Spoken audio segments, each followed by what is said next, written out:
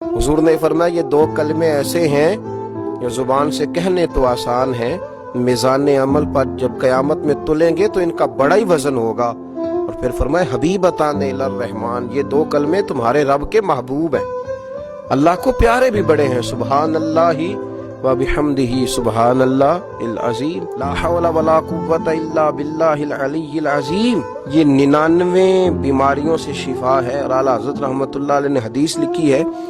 کہ نبی پاک علیہ السلام نے فرمایا ان میں سے ہلکی بیماری یہ ہے کہ یہ پڑھنے والے کا اللہ غم دور فرما دے گا۔ غموں سے نجات کے لیے لا حول شریف کو پڑھیں، پھر اس کے ساتھ ساتھ حسبنا اللہ و نعم الوکیل اس کی تسبیح کریں۔